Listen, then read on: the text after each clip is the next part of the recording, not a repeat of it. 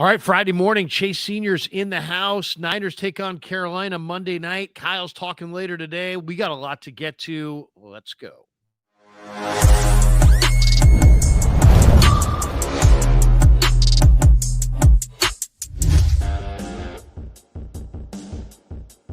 Off and running on a Friday morning out here on the West Coast. Larry Krueger with you. It's the Krug Show, brought to you by Pig and a Pickle.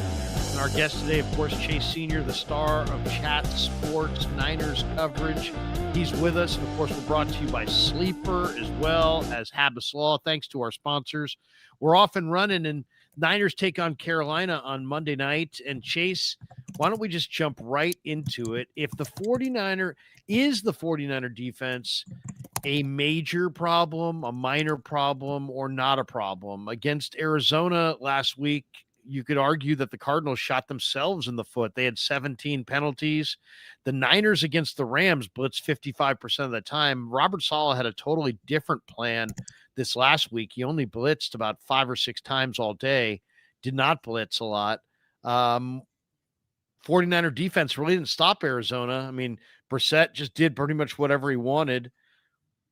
How big of an issue is the 49er defense? And by Monday night at 9 o'clock Eastern, are we going to be sitting there talking about how the Niner defense is not just not good enough, that it's historically bad?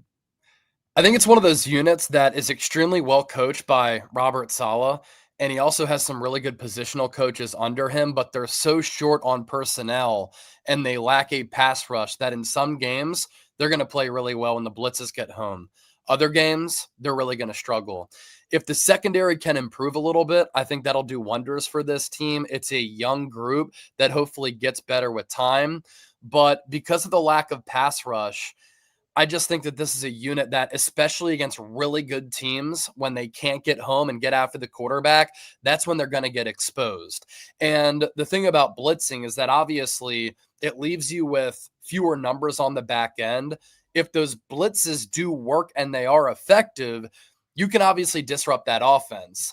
If they don't get home and they're not working, then it's a really long day on the defensive side of the ball. So I actually think that over the long haul for the rest of the year, this is a Niners defense that is going to struggle, that's going to get exposed against some really good teams. They've also, over the last couple of weeks, especially since that Fred Warner injury, on intermediate to long passes, they've been one of the worst units in the NFL. And their pass rush numbers, pretty telling here. They only have 12 sacks this season.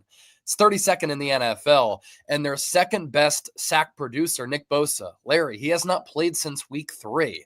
They only have 107 pressures as a team. That's 26th in the NFL. Total hurries, they have 79. That's 29th in the NFL. And their pressure rate, dead last in the NFL. So I do think that this defense is a problem. And I know that Kyle Shanahan said yesterday on Thursday that I actually thought our pass rush was okay. We hit Jacoby Brissett a couple of times. He dropped back 57 times. The Niners had 13 pressures and they did not sack him once. That's not good production. Now, they were better against the run. They gave up less than 3 yards per carry, and hopefully that can not get to that number, but they can be better against the run, because if offenses are able to run the football efficiently, effectively, then they can control the game. That really hurts this Niners defense. They're thin, then they're on the field for a long time, and they wear down. But as far as their pass defense, lack of pass rush, young, struggling secondary, I definitely still have some concerns. Yeah, I mean, you got a hurt linebacking core, you got a young secondary, you got a pass rush up front that's pretty much non-existent. They're not getting anything off an interior rushers. Kalia Davis had a rare good game inside where he got some pressure, but they just don't have enough. And I don't know what the solution is. I mean, they don't seem like they're interested in bringing anybody else in. It's almost like they've resigned themselves to the fact that whatever they got is as good as it's going to get. I don't know that I would agree with that.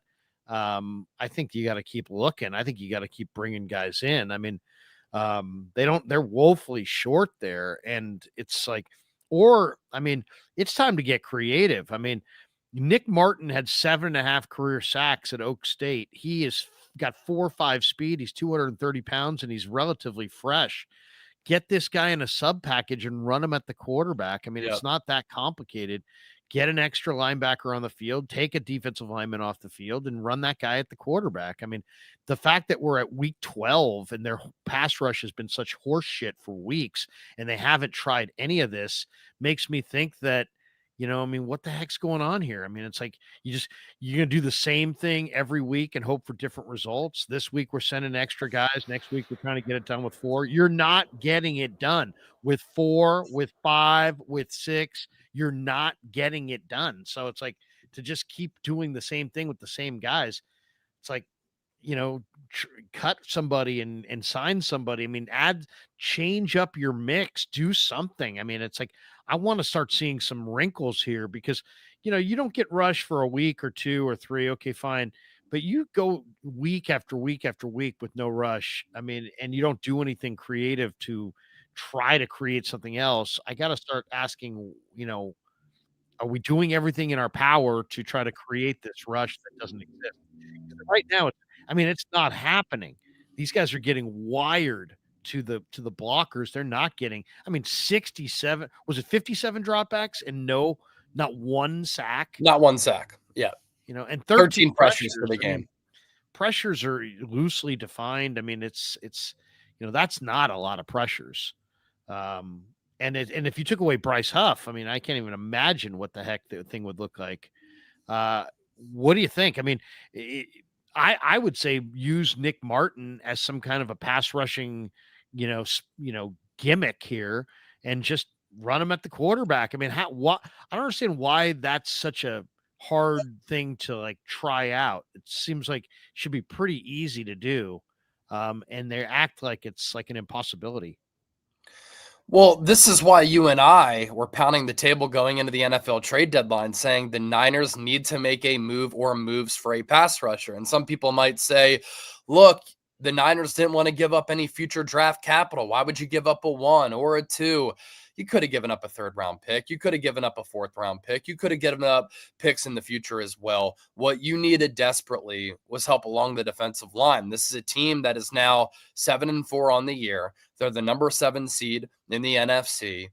If they get into the playoffs with this coaching staff, with some of the playoff chops that they have, anything can happen. They can pull off an upset. It's a conference where we really don't know who the best team in the conference is. The Eagles are the number 1 seed, yet they have all this drama. The Rams are the number 2 seed. The Niners already beat them. The Rams and Seahawks played in a crazy game last week in which the Rams barely won when Sam Darnold was turning the ball over left and right. You have the Tampa Bay Buccaneers, who the Niners were able to hang with, the Detroit Lions, who I think the Niners might be able to beat. Like, the point here is that you needed a pass rusher or pass rushers to just make you more competitive, to make you more solid as a unit. And the Niners didn't make a move. You look at what Jalen Phillips has been able to do with the Eagles. He's been absolutely incredible since the trade deadline. He's been disruptive. And what has he done? He's made everybody else along that defensive line better, and you can feel his presence. And people were telling me, Chase, one player wouldn't make a difference. Jalen Phillips has made a huge difference as an individual player. I know there's other talent along that defensive line, but look at what Bryce Huff was able to do by himself against Atlanta.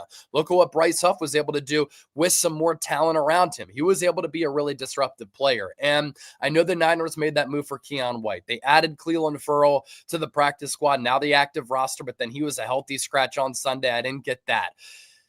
That's one thing. But then you lost Mykel Williams after you made those moves, making you another body short. Robert Beal, he's not anything in this league. And so you really don't have the horses that you need at the defensive end. You don't really even have bodies at that spot. And if you would have made a trade, it would have helped out your pass rush. It would have kept your run defense pretty solid. And what does that do? It just helps out the rest of the defense. And so obviously the Niners can't make a move now. There aren't a lot of good free agents, but you're right, Larry. You got to get creative and you have to draw up and devise some blitzes. You got to run some twists, stunts, and gains. You have to use personnel to your advantage. D. Winters plays like a bat out of hell. Nick Martin, he is shot out of a cannon. Use those guys to get after the quarterback. I like what Vic Fangio does with his linebackers, Jahad Campbell, Zach Bond, Nakobe Dean. He can disguise them. They can drop back in coverage. They're good against the run, but he'll use them as pass rushers. He'll use them as blitzers. And so I think Robert Saleh should do that with a player like Nick Martin, who clearly has the speed to be impactful and make disruptive plays in the backfield. Yeah, I mean, they got to do something. I mean, they absolutely got to do something. And you're telling me there's not one guy on somebody else's, there's not one defensive end on somebody or defensive lineman on somebody else's practice squad that is better than Robert Beal and some of the guys that you have at the end of your depth chart. And in this idea that the Niners, they were smart to keep their third round pick. Their third round picks, they've used them on Jake Moody and Cam Latu. You Yeah. know, you're telling me that that's smarter to use picks on. I mean, you've missed 10 times in the third round in this regime alone, and so you're gonna scoff at using a third round pick for a difference making edge piece like Jalen Phillips. I mean, Phillips could be the difference between the Eagles winning and not winning. He could have been the difference between the Niners winning and not winning. Um, And I all right, like Sterling a lot. I know he's on your show, but he yeah. like quote tweeted one of my tweets and he's like, well, you talk about the third round misses. What about guys like Upton Stout and Jair Brown, who have been starting games for this team? Jair Brown, when he's starting, is one of the worst safeties in the NFL, in my opinion. I mean, Yeah. he's really struggling. And so, yes, I understand that you want to build for the future and you want to maintain some of your draft capital. It's important to do that. Building through the draft is the way to be a sustainable, consistent winner because those players are then cost controlled assets under contract for the next 4 to 5 years. At the same time, why can't that trade piece also be a part of your future? What I Well, and thought there's was smart about the yeah. Eagles trading for Jalen Phillips, Larry, they give up a third. They still have a couple thirds. If he leaves, they get back a third round pick. And so it's almost a wash, too. And you're getting the added benefit of that player's impact this year. Well, and there's a right and wrong time to make trades always, and when's the right time? The right time is like when you're almost there and you need to get over the top, and it's like you've got a bunch of guys you're already leveraged. I mean, that's where Les Snead was when they brought in Stafford. He was already leveraged with a bunch of veteran type players, and he's like, "Let's go for it. We're missing on picks. Let's trade for Ramsey. Let's trade for Stafford. Let's get over the top." That's where the Niners are right now. They got Kittle and they got CMC and they got Trent and they got all these guys, but they can't get over the top. And in that situation, do you hoard your third round pick and wait for 26, or do you spend that third round pick and get a guy like Phillips in here and potentially get over the top? Now, I think they doubted their abilities. They say, there's always these NFL teams always crack me up. They love the nobody believes in us. No, Yeah. bro, we believed in you. You didn't believe in you. That's what's going on here. They didn't believe in the Niners, didn't believe in the Niners. I don't want to hear about you don't believe. No, you don't believe. I'm the one who does believe. Now Brock Purdy's back. Now you're scoring 30 points a game. Now your special teams are starting to turn around. You got the best kickoff return unit in the league statistically. You got a dependable kicker. You've got a quarterback who you think you might be able to score 30 points a game with. You got some offensive players getting healthier from Pooney to Pearsall to maybe Aiyuk. And you're sitting there with a thumb up your ass because you did nothing to your pass rush. And so now you've got such a deficient rush that it probably takes you out of the equation altogether. So way to go, Niners. I'm sorry. The one thing about me is I bring it straight. Am I rooting for them? Of course. Why? Because if they do well, my channel does well and I do well, everybody does well. I want to see them win because I'm a fan of the team at my core. But Yeah. I'm also going to tell you the truth. I'm nobody's fool. And I'm not going to sit here and just give me a 4, give me a 9, give me an E, I'm not a professional cheerleader. I'm not going to make a chart that tells you that they're great. I'm not, I'm going to bring it straight. That's what we do. Yeah, Okay, you're let's not get gonna put on 49ers knee pads, and that's it's your job yeah. to play it both ways, and some fans will say, "You're so negative." No. Yeah, When they I hope earn that too. praise, they will get praise. When they deserve criticism, they will get criticism. Also, good call by you and us. I know you and I had both said, Sky Moore is so close to breaking a kick and a return because he's been so close. What does he do last week? First play of the game, 98-yard kickoff return. I know, and I'm going to talk to him. Hopefully, I didn't see him in the locker room this week, but I got to go up to him and say, "Man, I'm the guy who told you." And that's going to be a great little interview too, if I can get it, because he's the kind of guy to be like, "You did say it." Yep. He's a good kid. All right, let's get to Purdy. Purdy, I think looked pretty good, but he looks like a guy who can't scramble. Can Purdy, without scrambling, is he still capable of leading this 49er offense on a Super Bowl run through the NFC, even if he can't, he can move, but he can't really scramble? What do you think? Yeah, I think we saw last week how the offense is different with him under center in the shotgun at the quarterback spot as compared to Mac Jones. And I think Mac Jones has been able to resurrect his career. I think that with better skill position talent, he would put up even more gaudy numbers as a quarterback. I think that he's proven this year, and pairing up with Kyle Shanahan, he can be a starter in this league and a highly successful starter. I really do believe that. Big bodied pocket quarterback who has a strong arm, throws with good touch, very smart player, very good pocket mobility and pocket feel. And he's a guy who can play point guard, get rid of the ball quickly, accurately, and on time. And so if he goes to an offense like Shanahan's with what he did this year, the first time in his NFL career, by the way, that he had a stable offensive coaching staff coaching him, I think that he could be an excellent player. Brock Purdy's better, though. And Brock Purdy's better because I think he processes a little bit better. I think Brock Purdy throws with a little bit better touch and anticipation.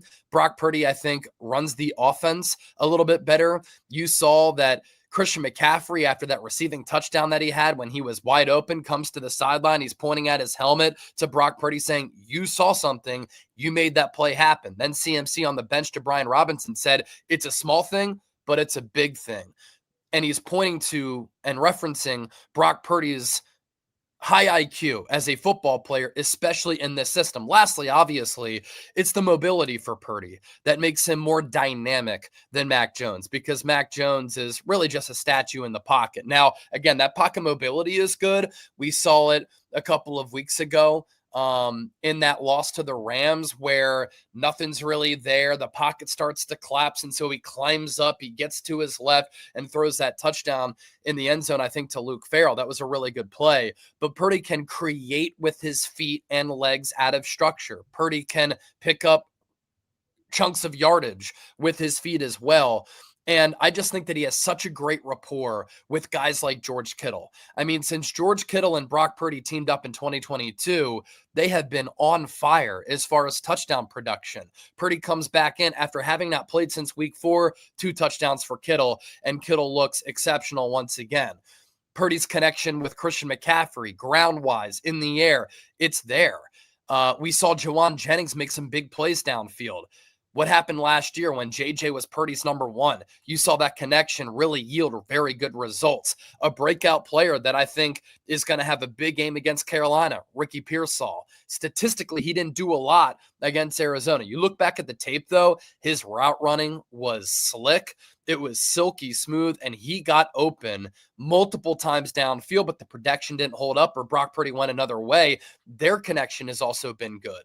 And so I said going into that Arizona game, given the defensive struggles against the Rams, giving up chunks of plays through the air and on the ground, this Niners offense, as they get healthy, is going to need to average 30-plus points per game. It gives the defense more wiggle room, more breathing room. The defense inevitably is going to make mistakes because they're talent deficient and they're really young. And what did we see against Arizona? Niners come out, and I think they have their best all-around offensive game of the season. And I think Brock Purdy had a say in that. And so I do think that Purdy can help this offense catch fire for the rest of the year. Is he going to lead the team to a Super Bowl this season? I don't think so, because I think the defense is going to let this team down. But I do think that as the season progresses, you saw an offense that was pretty middle of the pack as far as points per game scored. I think you're going to see that number hover around top 10 for the rest of the year. And it's going to give the Niners a chance every single week. This is kind of, I agree with you, by the way. I think eventually the defense will derail them unless we see some kind of, I'm hoping for the wild card. I'm hoping for the pass rush element that pops up at linebacker or defensive line, the guy they can sign off the street that can give them a little push. Heck, it's happened before. They don't need a ton, but they got to have something. They don't have enough. It's obvious to me. It's obvious to you. It's obvious to everybody who knows ball. So hopefully they get a little help. Otherwise, I see them probably losing some form of a shootout somewhere along the line here because their defense can't stop anybody. This is interesting. I want to share the screen on this one. Coach Yak put this out. This is interesting. Matt Barrows on Brandon Aiyuk. And I'll read this for those who can't see the print. For a while there, we were seeing Brandon Aiyuk, and Brandon Aiyuk wanted to be seen. That was in training camp, and that was at the start of the season. where he would run shallow routes while the wide receivers were going through their individual drills. The last month and a half had I haven't seen him, and I had not seen him at practice, had not seen him in the locker room. I understand that he's doing his rehab work in the morning now, and then just kind of skedaddles. So I don't know. Nobody knows. The agent isn't saying anything. Ayuk isn't around to say anything. To me, it's a bit odd that you just don't see hide nor hair of him at all after seeing him a lot early, and not just seeing him a lot early, but him going out of his way to make himself seen. I don't know if there's frustration. I don't know what's happening there, whether he thought he should have been activated by now and now he's pouting about it. I don't know what's happening. It is a bit odd. We should underscore all of this by reminding everybody that he had a three ligament injury. It's not your run of the mill ACL. A year of rehab comes with the territory. That's not shocking, but we're now beyond the year. This is all courtesy of Tim Kawakami, who sat down with Barrows. Sat down with Barrows and talked about Ayuk. The Ayuk thing is very interesting. There seems like, I don't know. I don't really have any sources. Like, I'm here and I speak the truth, and I've got people that I know within the organization. I don't press them for information because I don't really care that much. I don't need to break stories. I don't want to break stories. I don't really care about it. If they want to say something to me and get their side out, they of course can spin to me. But that doesn't happen a lot either. But I did think it was interesting that both Mayoko and Kawakami in the last week have both written articles suggesting that Ayuk very well could be traded and never play again for the Niners. Yeah. And that rumor, that whisper has been going on for quite a bit. And, I just think it's odd that they both suggested that. They also, it's never advantageous to sign a player to an extension of any degree, of any magnitude, and then turn around and trade him at any point at all, let alone soon thereafter. So it comes across as maybe bad business as well to trade him. It doesn't seem like they're going to get full value. You got JJ, who's a free agent. You got Pearsall, who hasn't scored a touchdown all year. You got Cowing, who's, till proven otherwise, is just a fast bust. And I guess you can say the same about Watkins until he does something. So they don't have a ton of receiver, period. You're leaning on old guys like D-Rob and Bourne and whatnot.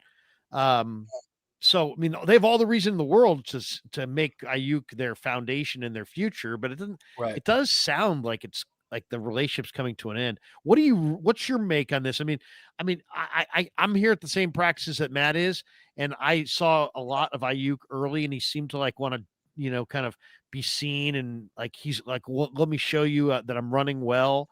But yeah, Matt's right. For the last like month or 6 weeks or so, he's not at practice. He's nowhere to be seen. Nobody's saying anything. Every time it's being brought up, it's just like he could have his practice window opened at any point, but not this week and not next week. And we don't know. And it's like very, very, very non-specific discussion. Just seems like he's not on the verge of anything.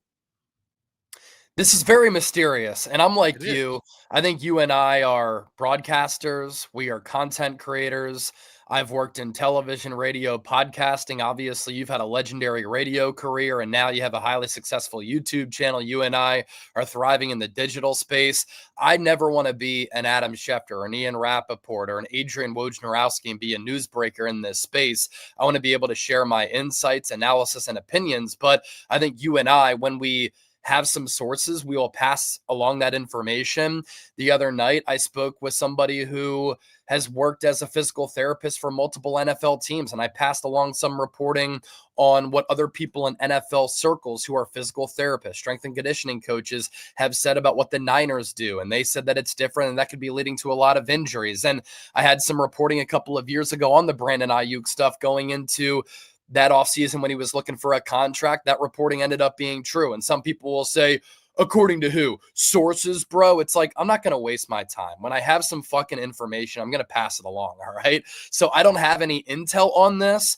Matt Barrows clearly has maybe some intel inside the Niners organization, But I don't think anybody really has a good idea of what's going on here because this has been a weird situation. Remember the second preseason game when Matt Mayoko had reported after the Niners played the Raiders that the Niners could get fined because Brandon Aiyuk was placed on PUP, wasn't active, but he was running routes on the field? Larry, at that point, he looked pretty damn good. The velocity was there. He was cutting a little bit. To Matt Barrows' point, during training camp and early in the season, during preseason games, he made it a point to run some routes on the field. He was a part of some wide receiver drills, not dressed up, but clearly showing like I'm out here, I'm rehabbing. And since the season started, we have not seen him at all. He's not been visible. You look at a guy like Fred Warner, Larry, he's very visible around this organization. Now, obviously, different players go about their injuries in different ways. Different players lead in different ways. And Fred Warner is the consummate pro, ultimate leader, the fabric of this organization and the heartbeat of it. I'd say that Brandon Aiyuk is not that. But we don't know what's going on with Aiyuk. We don't know if he's going to come back. The Niners tune has kind of changed over the last couple of months and last couple of weeks, even where Kyle Shanahan a couple of weeks ago said, we might be able to open up his practice window. Well, here we are weeks later. Practice window still isn't open. We have no idea when he's going to come back. Is this because the Niners are done with him? Is this because Aiyuk wants to get traded? Is this because the Niners want him to stay healthy because they want to trade him after the year?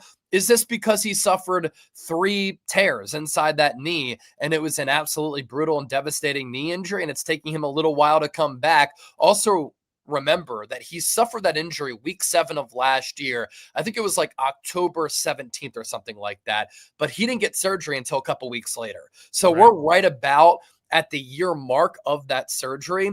And it's not just a clean ACL tear. Like some people will say, well, Stephon Diggs was back for training camp. He started week 1 for New England, clean ACL tear. That was not the case for Aiyuk. And so it could be a slow play, but when the Niners don't really give us much information, it leads to speculation, right? And it leads to us wondering what the heck is going on? How can a guy go from in the second preseason game running routes before the game to now here we are November 21st? His practice window isn't even opened yet. So nothing would surprise me at this point. I don't have any intel on this, but I guess it's just a wait and see approach. But it is a mysterious situation. I think that's the best way to categorize it. Yeah, I mean, and Barrows has got a good instinct for this. He's not just sitting some nervous nitty who needs a bunch of assurances. He's This more of a guy's reporter than you and I. You know what I right, mean? and this Yeah. guy's a serious reporter, and he's sharing trends. I think he's the best doing it. I really think he's good. And as far as the 49ers, if you don't like this speculation, then give us information. Otherwise, we're going to wildly speculate. Um, I guess my speculation would be if I was guessing, I would think that the 49ers, if the buzz is true, and I have no reason to think it isn't, that they want to trade him because it does seem like he never has seemed happy about the deal. They've never seemed happy about the deal. They barely looked happy when they were shaking hands over the deal. From Yeah. that moment on, neither side has seemed all that happy with the other. So the Niners have said all the right things, but it's how they say it. And he's, does the minimum. And so it's like everybody, there's nothing that you can point to and be like, oh, there's a fracture in the relationship. There's not something you can point to. But I believe that they probably do want to trade him. And my guess is that he wants to get back out there. And they're like, no, you're not going to get back out there because if you get back out there and you have a recurrence of this thing, then we're on the hook for all your cash next year. And we want to trade your ASS. Yep. So we're not putting you back on the field. And we're going to say whatever we need to say. And they're just going to run out the clock on him. Yeah, we're going to get his practice window. Yeah, we're bullshit. They're going to sit there and do this exact tap dance. And then they're going to open his practice window and tell us that he's not ready to come back. Or that would be my guess, unless they're planning on trying to showcase him. I guess the question is this: is he have more value if he comes out and plays in a game at the end of this year? Does he have more value? And is that worth the risk of the potential re-injury? Or do you think it's better to maybe just don't put him out there at all and then just try to trade him, in the midst of his rehab?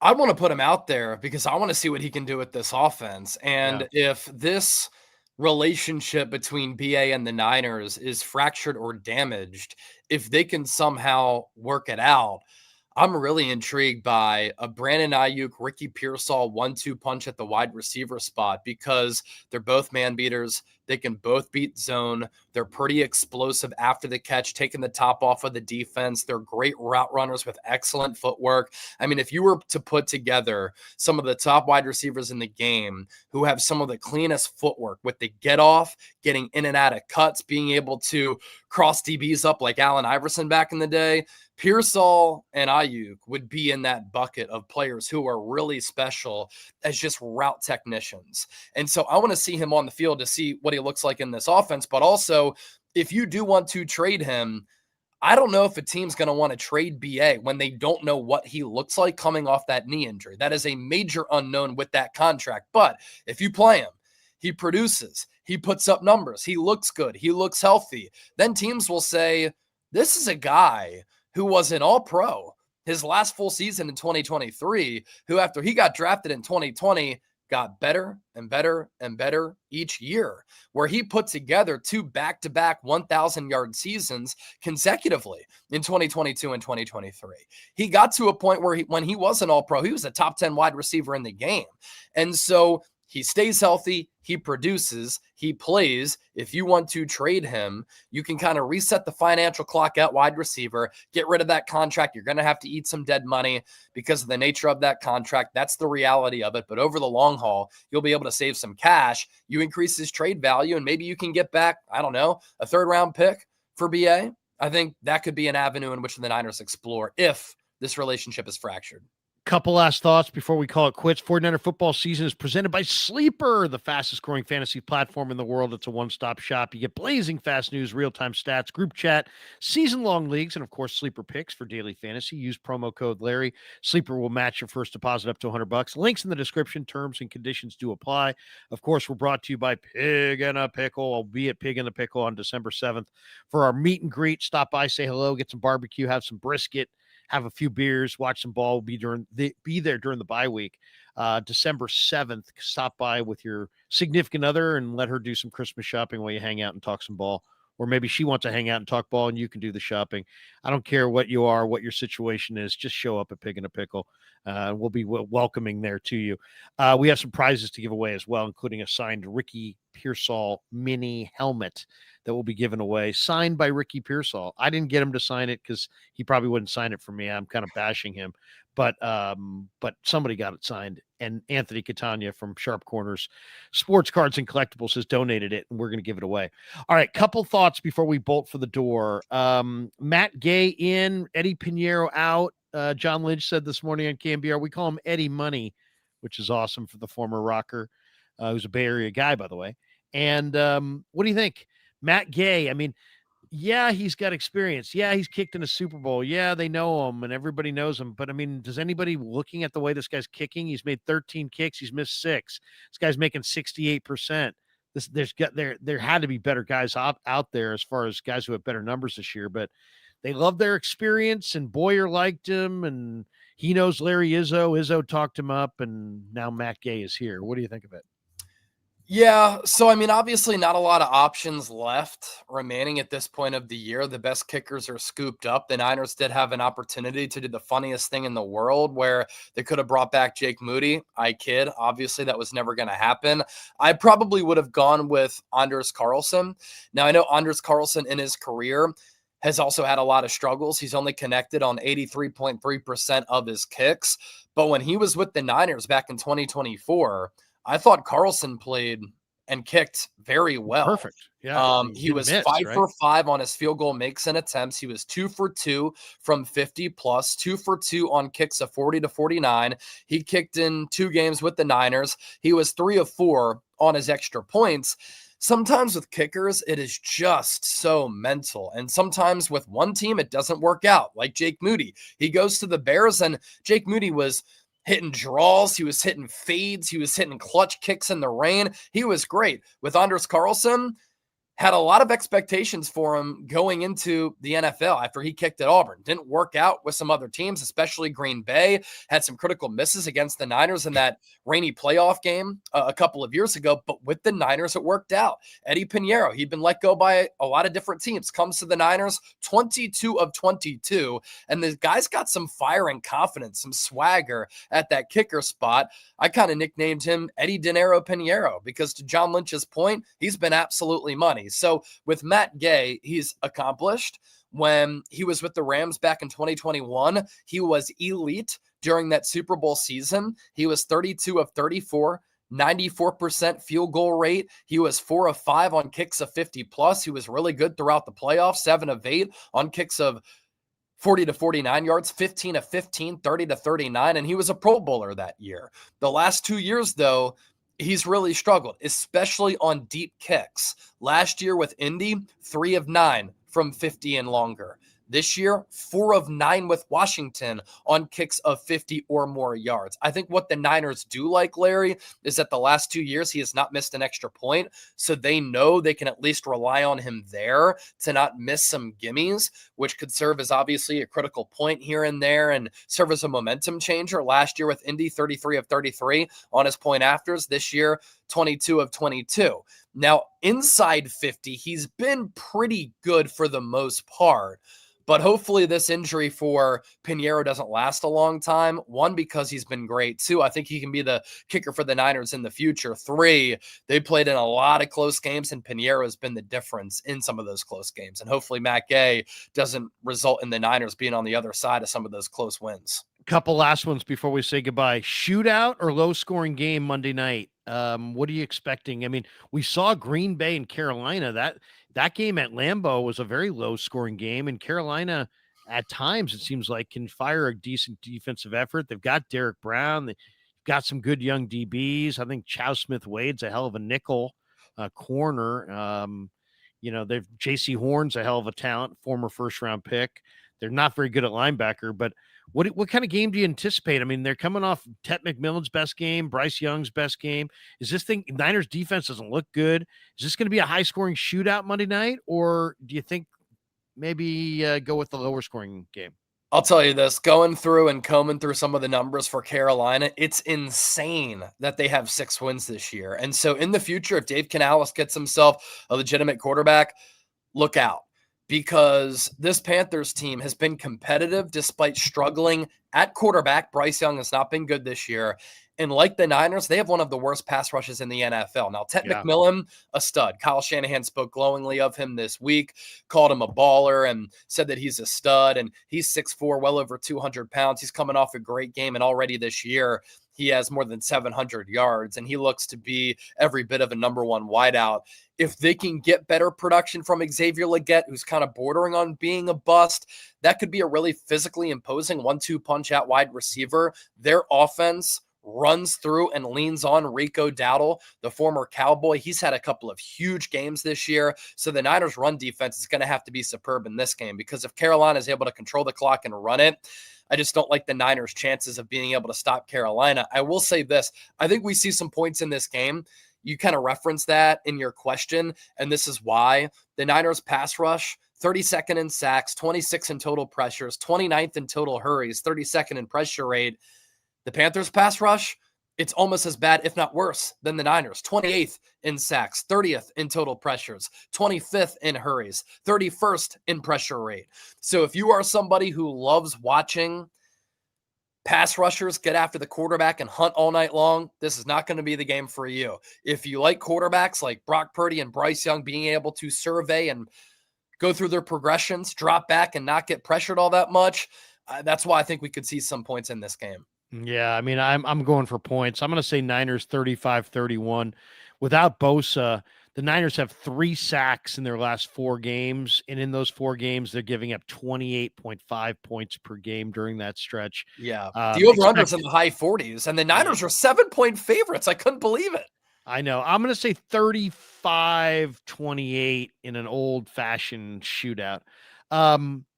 I talked to Matt Miller, and I've got that coming up. I'm going to put that Nice. out on the channel. The NFL draft analyst did a little sit down with me this week talking about his mock draft.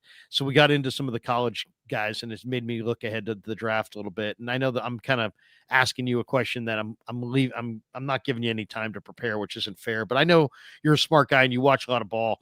Is there a college player? If I said give me one college player, any position that, man, you really think would be a great 49er that you've seen this season that's going to be in the draft? Doesn't have to be like, doesn't have to be a premier left tackle or something like that. Doesn't have to fill their exact number one need or anything. Just somebody that you really like in the college game that you think would be a great Niner. Well, let me say this. I know you and I nerded out on this player prior to the draft, and we looked at him as a good option for the Niners. I'll tell you who's played really well in his first 3 games of the year because he missed the start of the season due to injury, who I'm like, man, can you imagine if the Niners got this guy?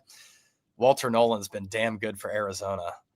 He's been damn good for Arizona the last 3 games. He might already be the best defensive player on that Cardinals team. Highly disruptive from the interior pass rush. And can you imagine him? By the way, my buddy Nick Newman didn't like your, Walter Nolan laying there in the Fred Warner jersey, dreaming about Walter Nolan. He didn't like that. He was raking you on that one. The great Nick Newman. I don't know if you know Nick. Has he watched Walter Nolan the last couple of games? I know, seriously. It's like, hey, you can say whatever you want. They picked the wrong freaking guy. That was my problem. My problem is that I was jumping up and down for Jalen Walker or Walter Nolan, and they both look like nails compared to the guy they got. Yeah. Now, it's not to say Mykel Williams won't be good. The guy's still only 21 years old. Right. I do have concerns about how a big, hulking defensive end who's not that fast to begin with fares coming off a torn ACL. And I know the Niners like these big defensive ends who can play defensive tackle as well. You look at some of the top defenses in the NFL right now, Denver Broncos, Philadelphia Eagles. What do they have at edge rusher? They have twitchy edge rushers who have really good bend. The Niners don't have one of those guys. Nick Bosa is not that. Mykel Williams is not that. I think that's the way to get after the quarterback these days, from the edge rusher spot. And so Walter Nolan, man, obviously we'll see over time, but he has looked incredible his first 3 games because he missed the start of the year with, I believe, a foot injury. As far as guys in the college level right now, I got to be honest, I watch a lot of college football, but because I'm so balls deep in covering the NFL right now, I haven't put together many scouting notes on some of these prospects. I'm going to give you 2 guys. I'm fascinated to see. This is what I'm fascinated to see about this draft class: which quarterbacks go back and which quarterbacks declare, because this could impact the Niners. If a Dante Moore goes back to school, if some of these other top quarterbacks go back to school, Ty Simpson, it's going to make the quarterback class thinner, making quarterback needy teams more desperate, which could increase the price tag for Mac Jones, where I think the Niners could get a 1 or a 2 for Mac Jones if some of these quarterbacks go back to school. So that's a storyline that I'm kind of following that is draft centric right now. But who are some players who you like for the Niners?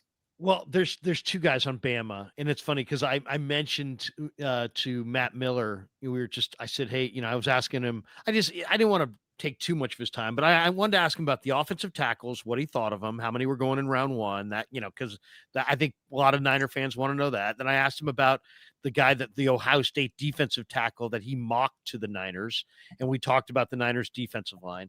And then I just wanted to ask him about a couple other spots, and I think I asked him about edge rushers, and then I also asked him about wide receivers. And when we were talking wide receivers, I mentioned to him that I think Jeremy Bernard from Alabama just is so perfect for the Niners. And before I could even get it out, he's like, Jeremy Bernard would be a fantastic 49er. He's like, he thinks that Bernard would be the kind of receiver they need. But I like 2 guys from Bama. I like Jeremy Bernard, and I also like Jam Miller. Bama's got a running back who runs, it got to be in the sub 4.5 range, but he's 225 pounds. His name's Jam Miller, and he's just a powerhouse athlete. I mean, he's on the Bruce Feldman freaks list. Bama's gets some serious freaks, and this guy's one of them. So those are my 2 guys right now that I really love: Jam Miller and Jeremy it sounds like Jeremy, but it's Jeremy, Germie, Bernard. So we'll see. Howie Roseman gets all the Georgia guys. Maybe maybe some of these Bama guys will come to the Niners. I But like it. those are the two guys. Hey man, have a great weekend. No Niners on Sunday, so there's no watch party. You'll be doing your watch party on Monday, Monday night. and then you do the Eagles watch party too. Yeah, I'll be doing that Sunday against the Cowboys. Yep, Nice. and covering all the whole NFL, all 32 teams, keeping tabs on it.